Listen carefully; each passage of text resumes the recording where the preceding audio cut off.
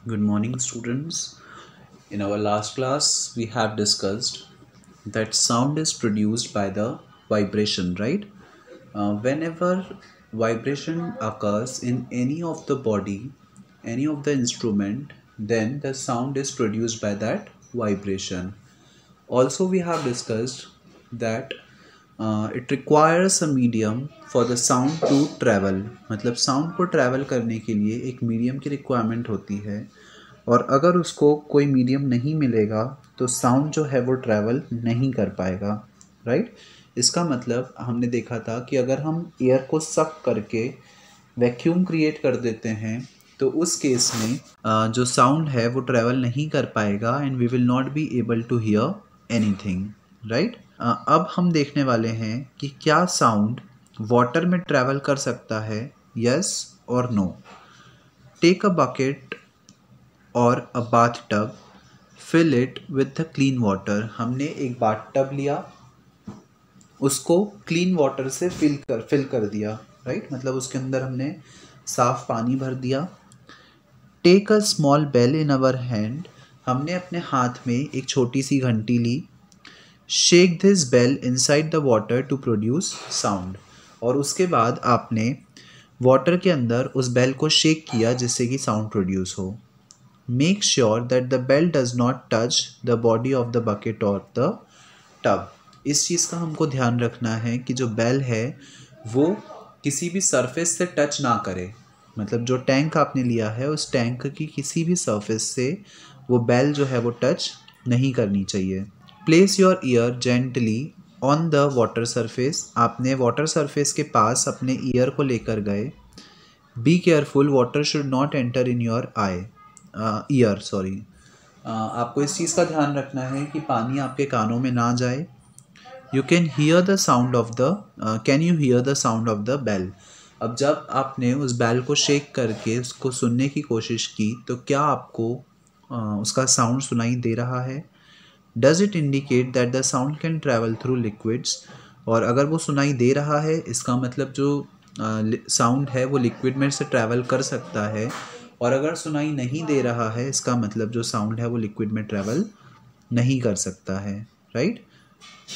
O that is how whales and dolphins might be communicating under the water.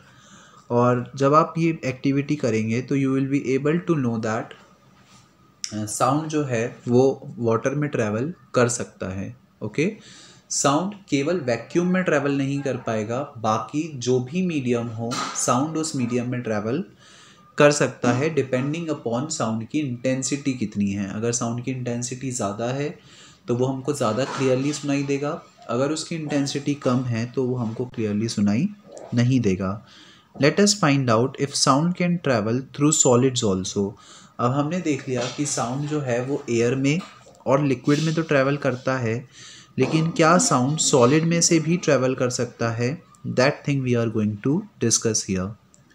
Take a metre scale और long metal rod, हमने एक metre scale ली और एक लंबी सी मेटलिक रॉड ली। And hold its one end to your ear, और आपने उसका एक एंड अपने कान के पास लेकर गए। Ask your friend to gently scratch और tap on the other end of the scale, और आपका जो फ्रेंड है वो दूसरे स्केल के दूसरे एंड पर स्क्रैच कर रहा है या टैप कर रहा है, right. Now will you be able to listen that tap और scratching sound, that thing we are going to see. Can you hear the sound of the scratch, क्या आपको उस स्क्रैच का साउंड सुनाई दे रहा है। Ask your friend around you if they were able to hear the same sound, और अगर आपका कोई फ्रेंड आपके आसपास है तो क्या आपका वो फ्रेंड भी इस साउंड को सुन पा रहा है, यस और no. So you can also perform the above activity by placing your ear at one end of the long wooden और metallic table and ask your friend to gently scratch the other end of the table. और इस activity को आप इस तरीके से भी कर सकते हैं कि हम एक टेबल के अक्रॉस बैठ जाएं, आपने अपना जो ईयर है वो टेबल की सरफेस पर रख दिया और आपका एक दूसरा फ्रेंड जो कि टेबल के दूसरे एंड पर स्क्रैच कर रहा है या उसको टैप कर रहा है, तो उस केस में क्या आपको कोई साउंड सुनाई देगा या नहीं देगा? So we find that the sound can travel through wood और मेटल ऑल्सो। तो जब आप उसको सुनने की कोशिश करेंगे तो आपको उस केस में भी स्क्रैचिंग और टैपिंग साउंड जो है वो सुनाई देगा। इसका मतलब जो साउंड है वो सॉलिड सर्फेसेस से भी ट्रैवल कर सकता है। It means that the sound can travel through liquid, gases as well as the solids. In fact, sound can travel through any solid. जो साउंड है वो किसी भी सॉलिड में से पास हो सकता है। You can perform interesting activities to show that sound can also travel through strings.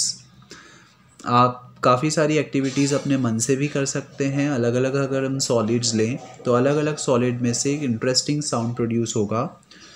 That thing you can see by your own. Recall, if you made a toy telephone, can you say that the sound can travel through strings? आपने ये activity की होगी अपने friends के साथ, right? हमने इस तरह के टेलीफोन्स बनाए हैं।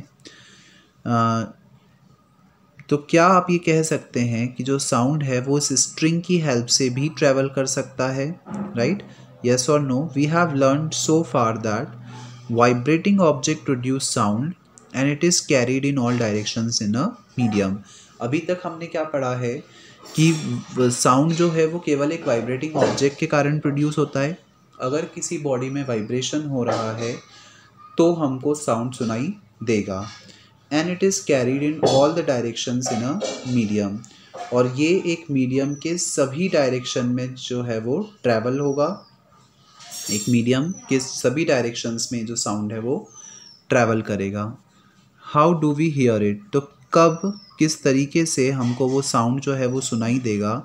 That thing we are going to discuss here. Okay, we hear sound through our years.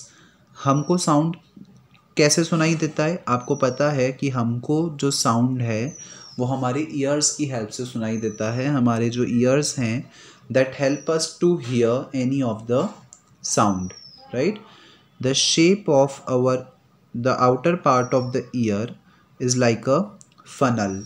हमारे आउटर पार्ट, हमारे ईयर का आउटर पार्ट का जो शेप है वो एक फनल के जैसा है। एक छलनी हम जिसको बोलते हैं, राइट? जिससे हम फिल्टर करते हैं चीज़ों को, तो वो एक फनल जैसा है। When sound enters in it, it travels down a canal at the end of which a thin membrane is stretched tightly. एक फनल की तरह जब साउंड हमारे ईयर में ट्रैवल करता है, एंटर करता है, तो एक लंबी सी कैनाल होती है और उस कैनाल के दूसरे एंड पर एक पतली सी मेम्ब्रेन होती है जो कि टाइटली स्ट्रेच्ड होती है, जिसको हम हिंदी में बोल सकते हैं कान का पर्दा होता है, राइट? सो बेसिकली वो एक मेम्ब्रेन होती है जो कि टाइटली स्ट्रेच्ड रहती है। It is called as ear drum, जिसको हम इंग्लिश में ईयर ड्रम बोलते हैं। It performs an important function, और ये हमारी बॉडी में एक बहुत इम्पॉर्टेंट फंक्शन जो है वो प्ले करती है, right? To understand what the eardrum does, let us build a tin can model of the eardrum. ये देखने के लिए कि eardrum हमारी बॉडी में क्या करता है, उसका क्या यूज़ है, इसके लिए हम एक एक्टिविटी देखते हैं जिसमें हम eardrum का एक मॉडल बनाएंगे। ओके, टिन एक तरह का सब्सटेंस होता है, तो टिन की हेल्प से हम एक मॉडल बनाएंगे eardrum का, ये देखने के लिए कि उसका क्या यूज़ होता है। Take a tin can, cut its end. आपने टिन का एक कैन लिया, एक कंटेनर लिया, उसके एंड्स को आपने कट कर दिया। Stretch a piece of rubber balloon across one end of the can. आपने रबर बलून का एक पीस लिया जिसको हमने स्ट्रेच किया और उसके एक एंड पर बांध दिया। And fasten it with a rubber band, और उसको आपने एक रबर बैंड की हेल्प से वहाँ पे टाइट कर दिया। Put 4 or 5 grains of dry serial on the stretched rubber. अब आपने 4 या 5 ग्रेन्स रखे ड्राई सीरियल, कुछ भी अनाज, फॉर एग्जांपल गेहूँ, चावल, एनी ऑफ थिंग। उसके 4-5 पीसेस जो हैं वो आपने स्ट्रेच्ड रबर के ऊपर रखे। Now ask your friend to speak hurray hurray. आपने अपने फ्रेंड से कहा to speak these words from the open end. Open end से जब आपका फ्रेंड ये वर्ड्स बोलेगा, so observe what happens to the grain. अब तो उस ग्रेन्स के साथ क्या होगा वो चीज़ आपको ऑब्जर्व करनी है। Why do the grains jump and down. आप ये देखेंगे कि ये जो ग्रेन्स हैं वो इस तरीके से जंप करेंगे, right. When you will perform this activity, तो ये जो ग्रेन पीसेस हैं वो इस तरीके से जंप करेंगे। क्यों जंप करेंगे? The ear drum is like a stretched rubber sheet. हमारा जो ईयर ड्रम होता है वो भी एक स्ट्रेच्ड रबर शीट की तरह होता है, जैसे कि यहाँ पे आपने एक रबर की शीट बनाई थी, राइट। ये जो है वो रबर की एक शीट है, तो उसी तरीके से हमारा जो ईयर ड्रम होता है उसमें भी इस तरह की एक शीट होती है, एक स्ट्रेच्ड रबर शीट होती है। Sound vibrations make the ear drum vibrate. और साउंड के जो वाइब्रेशंस होते हैं उसके कारण जो ईयर ड्रम है वो वाइब्रेट करता है। अगर हम फिगर 13.616 में देखें तो you can see ear drum जो है वो वाइब्रेट करता है, right. The ear drum sends vibration to the inner ear. और ईयर ड्रम के जो वाइब्रेशंस होते हैं वो हमारे इनर ईयर में जाते हैं। आपको पता है ईयर की 3 सर्फेसेस होती हैं, आउटर ईयर, मिडल ईयर और इनर ईयर।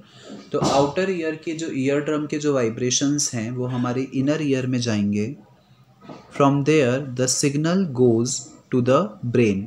और यहाँ से जो सिग्नल है वो हमारे ब्रेन तक जाते हैं और इस तरीके से हमको कोई भी चीज़ जो है वो सुनाई देती है। This is how we can hear the things. Our ear looks us like this from outside. बाहर से हमको ईयर जो है वो इस तरीके का दिखता है और अंदर से हमारा जो ईयर है it looks like this, right. यहाँ से जो साउंड है वो एक कैनाल के थ्रू होते हुए हमारे ईयर ड्रम तक जाता है और वहाँ से ब्रेन तक सिग्नल जाता है और तब जाकर हम किसी भी चीज़ को क्लियरली सुन पाते हैं, right. This is the ear drum. Ear drum में वाइब्रेशंस होते हैं और वो वाइब्रेशन के सिग्नल हमारा ब्रेन तक जाते हैं और तब जाकर हमको कोई भी चीज़ जो है वो सुनाई आती है। We must never put a sharp pointed और hard thing into our ear. इसीलिए हमको कभी भी कोई भी शार्प पॉइंटेड ऑब्जेक्ट को हमारे ईयर्स के अंदर नहीं डालना चाहिए। When we are cleaning our ear wax, उस समय आपको किसी भी शार्प एज्ड ऑब्जेक्ट को अपने ईयर्स में नहीं डालना चाहिए, because it can damage your year drums, right. क्योंकि ईयर ड्रम बहुत थिन होते हैं, बहुत डेलिकेट होते हैं, इसलिए उनको डैमेज हमको नहीं करना चाहिए। इट कैन अगर थोड़ा सा भी शार्प ऑब्जेक्ट हमारे ईयर ड्रम पर गया तो वो हमारे ईयर ड्रम को परमानेंटली डैमेज कर सकता है। It can damage the ear drum. The damaged ear drum can impair hearings. और अगर हमारा ईयर ड्रम डैमेज हो जाएगा तो उस केस में हमको की चीज़ें क्लियरली सुनाई नहीं देंगी, राइट। अब हम कुछ टर्म्स पढ़ने वाले हैं which are very important. Amplitude, time period and frequency of a vibration. हमने पढ़ा वाइब्रेशन का मतलब जब कोई ऑब्जेक्ट अपनी मीन पोजीशन के along to and fro motion करता है तो उस तरह के मोशन को हम बोलते हैं वाइब्रेशन, राइट। अब वाइब्रेशन से रिलेटेड ये कुछ टर्म्स होती हैं that are the amplitude, time period and frequency. इन टर्म्स का मतलब क्या होता है और इन टर्म्स से हम क्या समझते हैं, all these things we are going to discuss here. We have learnt that the to and fro motion of an object is known as vibration. जब कोई object to and fro motion करता है तो उसको हम बोलते हैं वाइब्रेशन, राइट।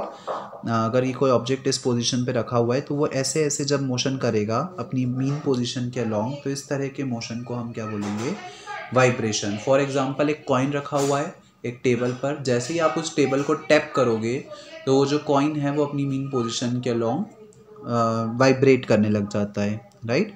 इस तरह के मोशन को हम बोलते हैं vibratory motion. We have learned that the to and fro motion of an object is called as vibration. This motion is also called as oscillatory motion. और इस vibratory motion को या इस vibration को हम oscillatory motion भी बोल सकते हैं, right? You have already learned in earlier classes about the oscillatory motion and its time period. आपने पहले ही पढ़ चुके हैं आप प्रीवियस चैप्टर्स में कि ऑसिलेटरी मोशन क्या होता है, और वहाँ पर आपने ये भी पढ़ा था कि टाइम पीरियड क्या होता है, right. We have already discussed about these two terms. The number of oscillations per second is called the frequency of oscillation. अगर कोई बॉडी ऑसिलेशन कर रही है, मतलब अपनी मीन पोजीशन के along back and forth motion कर रही है, तो उस तरह के मोशन को हम बोलते हैं ऑसिलेशन। एक सेकेंड में कोई बॉडी जितने कंप्लीट ऑसिलेशंस कर लेती है उसको बोला जाता है frequency of the oscillation, right. एक सेकेंड में कोई बॉडी जितने कंप्लीट ऑसिलेशंस करेगी उस कंप्लीट ऑसिलेशंस की गिनती को हम क्या बोलेंगे, frequency of that oscillation, right. Frequency is expressed in hertz. Frequency को हम हर्ट्ज में एक्सप्रेस करते हैं, मतलब हर्ट्ज जो है वो ऐसा यूनिट होती है फ्रीक्वेंसी की। इट्स सिंबल इज Hz, और इसका जो सिंबल होता है वो क्या होता है, Hz। A frequency of 1 hertz is 1 oscillation पर सेकेंड। अगर किसी ऑब्जेक्ट की फ्रीक्वेंसी 1 हर्ट्ज है तो इसका मतलब है कि वो एक सेकेंड में एक ऑसिलेशन कंप्लीट कर रहा है। मतलब एक सेकेंड में कोई ऑब्जेक्ट जितने भी ऑसिलेशंस कंप्लीट करेगा वो उसकी फ्रीक्वेंसी होगी। अगर 2 ऑसिलेशंस कंप्लीट कर रहा है तो उसकी फ्रीक्वेंसी हो जाएगी 2 हर्ट्ज। अगर 3 कंप्लीट कर रहा है तो फ्रीक्वेंसी हो जाएगी 3 हर्ट्ज। अगर 2.5 कर रहा है तो जो हाफ है वो काउंट नहीं होगा, केवल कंप्लीट साइकिल्स हम काउंट करेंगे। तो उसके अगर कोई ऑब्जेक्ट 2.5 ऑसिलेशंस भी कंप्लीट कर रहा है तो उसकी फ्रीक्वेंसी 2 ही काउंट होगी। If an object oscillates 20 times in 1 second, what would be it's frequency. अगर कोई ऑब्जेक्ट एक सेकेंड में 20 बार ऑसिलेट कर रहा है तो उसकी फ्रीक्वेंसी कितनी हो जाएगी, 20 hertz, right. You can recognise many familiar sounds without seeing the objects producing them. आपने बहुत सारे ऐसे साउंड सुने होंगे जिसका सोर्स आपको पता ही नहीं होगा, right.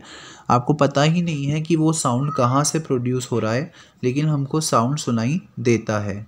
How is it possible, ऐसा कैसे पॉसिबल है कि हमको पता ही नहीं हो कि कोई साउंड कहाँ से आ रहा है लेकिन फिर भी हम उस साउंड को सुन पा रहे हैं।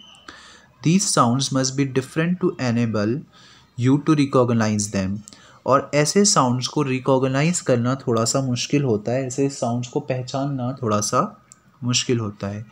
Have you ever thought what factors make them different.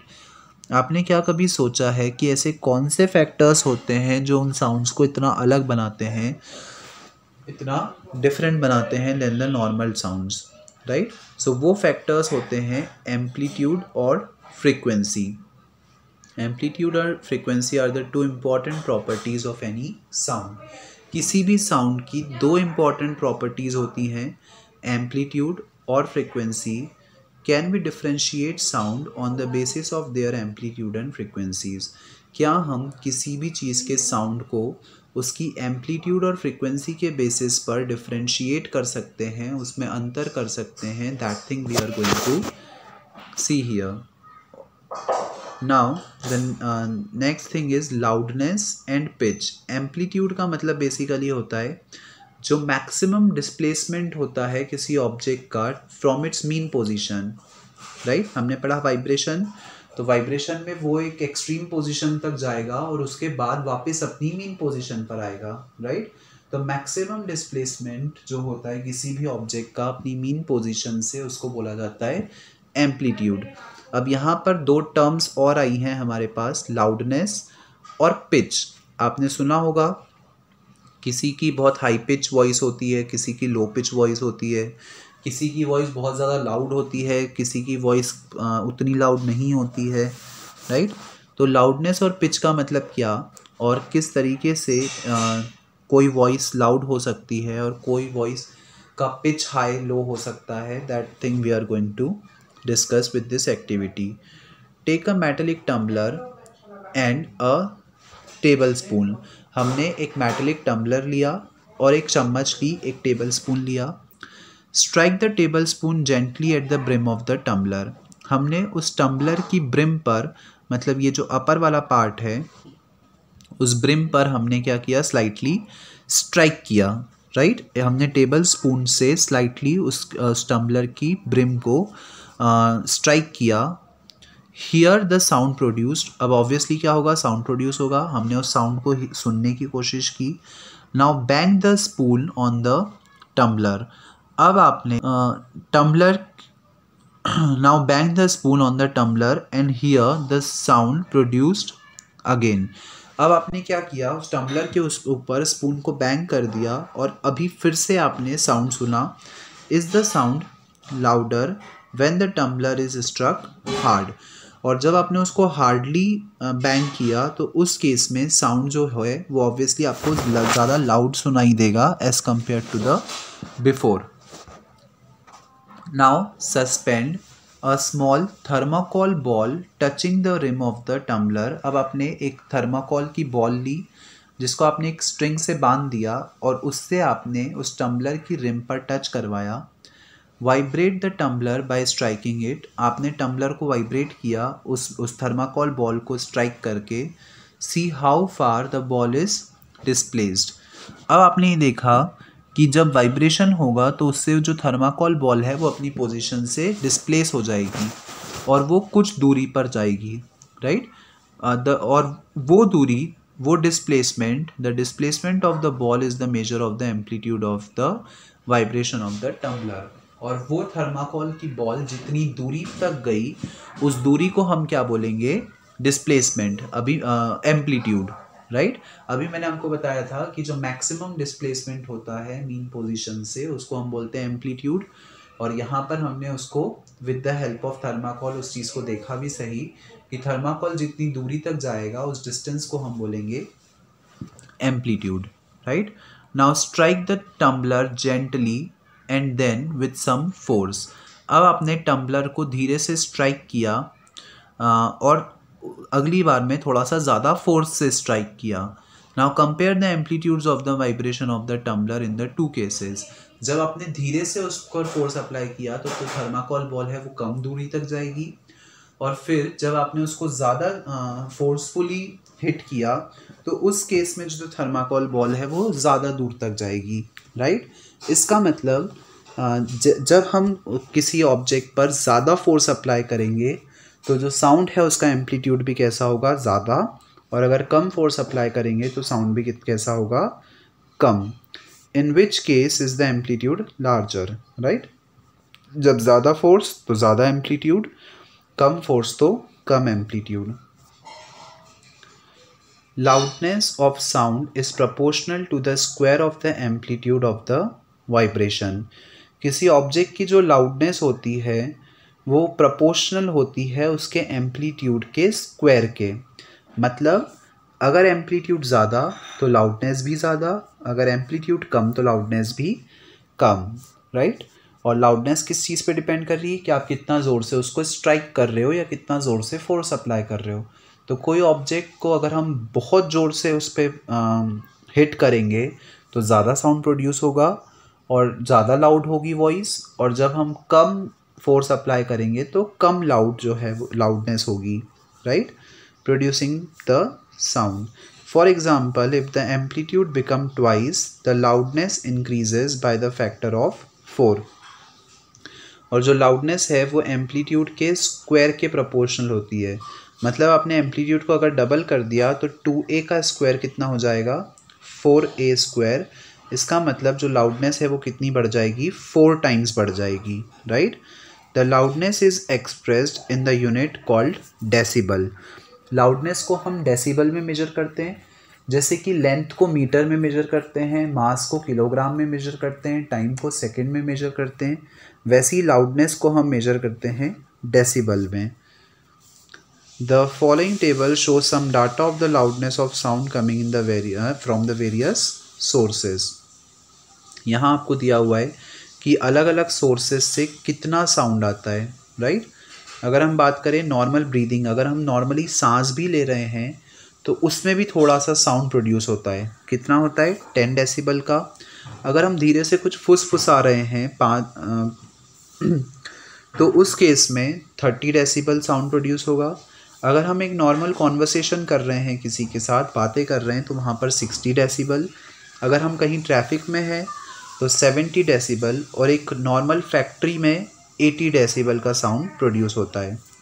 और 80 डेसिबल से ज़्यादा अगर साउंड प्रोड्यूस हो रहा है तो उस केस में वो जो साउंड है वो हमारे लिए पेनफुल हो जाता है। इट स्टार्ट्स डिस्टर्बिंग अस, मतलब हमारी जो लिमिट होती है वो 80 डेसिबल तक होती है। उसके बाद का जो साउंड है वो हमारे लिए डिस्टर्बेंस हमको क्रिएट करता है, right. We would it gives pain to our ears, right? So here students, we have seen some of the technical terms, that what do we mean by the amplitude, frequency and time period, right?